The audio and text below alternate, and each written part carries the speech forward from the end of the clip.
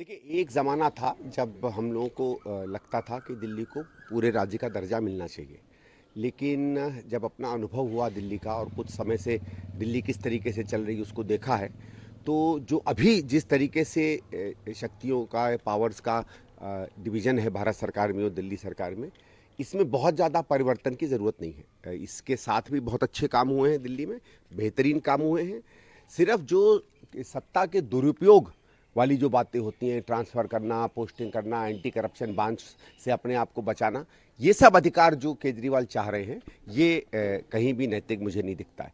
मेरे हिसाब से जो आज की परिस्थिति है वो ओवरऑल अगर आप माने तो दिल्ली के हित की है। हाँ, कुछ चीज़ें जैसे जैसे हम लोग पहले भी कहते थे कि ट्रैफिक पुलिस जैसे है, भाई अगर ट्रांसपोर्ट दिल्ली के पास है तो ट्रैफिक पुलिस अगर आ जाए तो कोई बुरी बात नहीं होगी। ऐसे करके कुछ चीज़ों का आप विभाजन कर सकते हैं। कुछ आपको काम की प्रक्रियाओं में कभी कभी लगे कि कोई दिक्कत हो रही है तो वो कर लीजिए। दूसरा एक और चीज़ है जो हम लोगों को हमेशा लगता है कि एक जो संस्था है दिल्ली में, जो है तो बहुत, जिसके पास पैसा बहुत है, जिसके पास ज़मीन बहुत है, पर जिसने पिछले 25-30 सालों में उस तरीके का काम नहीं किया जो दिल्ली को काम करना चाहिए, वो डीडीए है। तो डीडीए को भी ज़्यादा जवाबदेही बनाना, डीडीए के अंदर भ्रष्टाचार भी काफ़ी दिखता है, उसको भी थोड़ा कम करना। और दिल्ली सरकार को जब ज़मीन की ज़रूरत पड़े और चीज़ें, वैसे कोई बहुत ज़्यादा दिक्कत नहीं होती है उसमें, लेकिन इन चीज़ों के एक सामंजस्य की बात अगर बन जाए तो कोई बुराई नहीं होगी। तो मेरा ये है कि आप उसको विभाग विभाग दर के देखें। लेकिन उसमें देखो दिक्कत क्या है कि अरविंद केजरीवाल जैसा व्यक्ति केवल अपना और अपने पार्टी के राजनीतिक भविष्य और सत्ता को देखेगा, पैसे को देखेगा, दुरुपयोग को देखेगा। तो उस जैसे व्यक्ति से अगर कोई फीडबैक आता है तो उसको हम लोगों को गंभीरता से नहीं लेना चाहिए। 2-3 बार इस पर कमेटियां बनी हैं, इसमें एक आध बार और बना दें और ये देखें कि जो हित की बात है, दिल्ली के लोगों की हित की बात, वो बेहतर तरीके से चले। लेकिन पूर्ण राज्य के दर्जे को आज की परिस्थिति में मैं समझता हूं कम से कम ये कोई उचित नहीं है और ना ही इसका मैं समर्थन करूंगा। लेकिन सर, मेरी उत्सुकता एक सवाल को लेकर है कि केजरीवाल साहब एक पढ़े लिखे नेता हैं, उनको संविधान, दिल्ली को क्या स्टेटस है नहीं है, इन सब चीज़ों को ध्यान में रखते हुए वो डेवलपमेंट के हार्ड कोर इशू, ऑनेस्टी के हार्ड कोर इशू को लेकर राजनीति में आए और सत्तासीन हुए। लेकिन अब जो मुद्दे उठाए जा रहे हैं वो उन मुद्दों से अलग है। दिल्ली को पूर्ण राज्य का दर्जा मिलना, अधिकारों में कटौती बढ़ोतरी। देखिए, पहली चीज़ तो पढ़े लिखे का मतलब ये नहीं है कि आपको जानते हो। पढ़े लिखे एक डिग्री होती है, ये तो ये कि कुछ ज़रूरत से ज़्यादा होता है कि बड़ा पढ़ा लिखा है। पढ़े लिखे से क्या मतलब होता है भाई? केजरीवाल ने खुद बता दिया, पढ़ा लिखा छोड़िए तो इनकम टैक्स का अधिकारी है।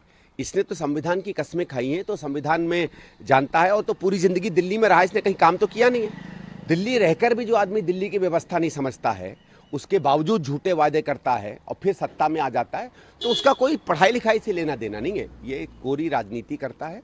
और इसके मुद्दे तो छूटने ही थे ना भाई। जब विकास आप नहीं करोगे, सारा पैसा मुफ्तखोरी में डाल दोगे।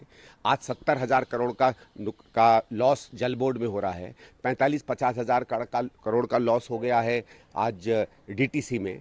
और वो तो ये इलेक्ट्रिक बसेज जो हैं, जो भारत सरकार इनको मुहैया करवा रहा है, ये ना मिले तो और बुरी हालत हो जाए दिल्ली के ट्रांसपोर्ट की।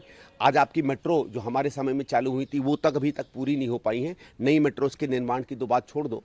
तो वो सब अलग बात है। ये इसलिए इन मुद्दों पे आ रहा है कि कभी भी एक नेता जब सत्ता पे काबिज हो जाता है और उसका झूठ पकड़ा जाता है और जिन चीज़ों के कारण वो आया वो सब के सब गलत और झूठी दिखती हैं, तो फिर वो नए मुद्दों पे जो है पूरा ध्यान भटकाने की कोशिश करता है। जिन चीज़ों के लिए अरविंद केजरीवाल बार बार मोदी पर उंगली उठाते हैं कि वो मुद्दों से भटकते हैं, मुद्दों पर चर्चा नहीं करते हैं, वो सारे के सारी उस पर अप्लाई करती है। उसने अपनी असेंबली में कहा कि नरेंद्र मोदी ने मणिपुर पे चर्चा नहीं की। ये बात तो कांग्रेस ने उठाई थी, हमारे लोग गए थे मणिपुर, राहुल जी वहां गए थे। लेकिन आपने क्या कभी भी दिल्ली के विकास के मुद्दे पे चर्चा की है दिल्ली असेंबली में? जो बात बीजेपी भी कहती है, हम लोग भी उस बात को बार बार कहते हैं। दुर्भाग्य से हमारा कोई विधायक नहीं है, ठीक है, दिल्ली के लोग नहीं चाहते कि हम संसद में जाकर उनकी बात, विधानसभा में जाके उनकी बात रखें। लेकिन जो गए हैं वो भी जब रखना चाहते हो तो ये मौका थोड़ी देता है। और इसीलिए, क्योंकि अगर चर्चा नहीं होगी तो फिर आपकी बात छुप सकती है, आपकी कमियां छुप सकती हैं। और इसीलिए अब ये नया है, मुझे पावर दे दो, मुझे शक्ति दे दो, मुझे ये दे दो, मुझे वो दे दो, मुझे काम नहीं करने दे रहे। कभी कभी आपने देखा होगा ना, वो एक जो बच्चा होता है ना घर में, बेकार में रोता है, मम्मी मम्मी मम्मी मुझे ये नहीं मिला, मम्मी मुझे वो नहीं मिला। और जो कहा जाता है ना हिंदी में कि अंग्रेजी का एक है कि bad carpenter always blames his tools, कि ये खराब बढ़ई जो है हमेशा अपने औजारों पर उंगली उठाता है, वो काम नहीं कर पाता है। तो जब आप काम ही नहीं कर पाए हो, जब ऊपर से नीचे आप धीरे धीरे फेल होते जा रहे हो, तो किस चीज़ पे मुद्दे भटकाओगे? तो इस बच्चे को पाल पोस के बड़ा कौन कर रहा है? पहला समर्थन आपने दिया, फिर अलायंस में आप गए। नहीं देखिए, उस समय अलग था। उस समय ये नहीं शायद लोगों को पता था कि एक मक्कारी का एक उदाहरण बन के ही व्यक्ति निकलेगा और इतना झूठा निकलेगा। हमारी पार्टी में लोगों को समझ में आता था ठीक है कांग्रेस के विरोध में है, लेकिन कुछ ये बातें ऐसी कर रहा जो अपने में ठीक होंगी, इसलिए उस समय समर्थन दिया। तो वो तो बाद में इसकी परतें खुली, तब पता चला कि इसका सही रूप क्या है।